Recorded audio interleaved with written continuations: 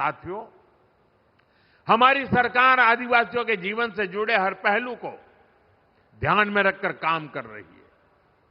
हमने वन उपज की संख्या को 20 से बढ़ाकर करीब 100 किया है। वन उपज पर एमएसपी बढ़ाई।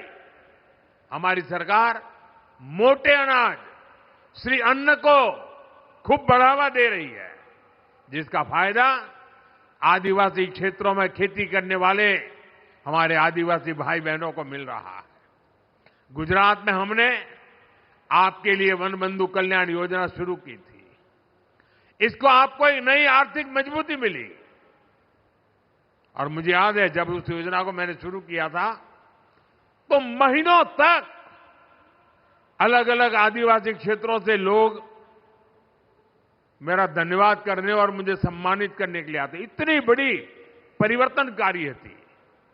मुझे आज खुशी है कि भूपेंद्र भाई उस वन बंधु कल्याण योजना का विस्तार कर रहे हैं और अब उसे जनजातीय कल्याण योजना के रूप में नए विस्तृत कार्यक्रमों के साथ आपकी सेवा में प्रस्तुत किया जा रहा है।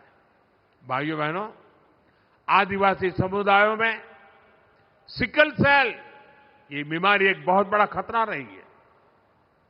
इससे निपटने के लिए जनजातीय इलाकों में डिस्पेंसरी, मेडिकल सेंटर और हॉस्पिटल की संख्या बढ़ाई गई है।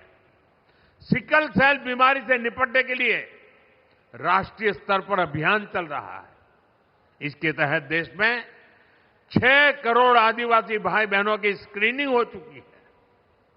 साथियों, नई राष्ट्रीय शिक्षा नीति के तहत स्थानीय भाषा में पढ़ाई की सुविधा भी दी जा रही है। आदिवासी समाज के जो बच्चे केवल भाषा के कारण पिछड़ जाते थे, वो अब स्थानीय भाषा में पढ़ाई करके खुद भी आगे बढ़ रहे हैं और देश की तरक्की में अपना ज्यादा से ज्यादा योगदान दे रहे हैं। साथियों, हमारे गुजरात के आदिवासी समाज के पास कला की भी अद्भुत पूंजी है। उनकी पेंटिंग्स, उनकी चित्रकलाएं अपने आप में खास है। एक बेटी वहां चित्र लेकर के बैठी है, वो देने के लिए लाई लगती है। ये हमारे एसपीजी के लोग जरा ले लो इस बेटी के पास से। यहां से मुझे लगता है कुछ वर्ली पेंटिंग भी दिखता है उसमें। धन्यवाद बेटा, आपका अगर उसमें अता पता होगा तो मैं चिट्ठी लिखूंगा आपको।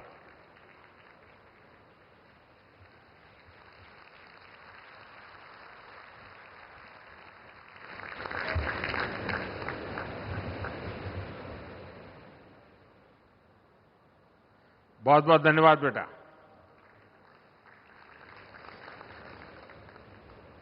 कला, चित्र ये यहां सहज है। हमारे परेश भाई राठवा जैसे चित्रकार जो इन विधाओं को आगे बढ़ा रहे हैं और मुझे संतोष है कि हमारी सरकार ने परेश भाई राठवा को पद्म पुरस्कार से सम्मानित किया है।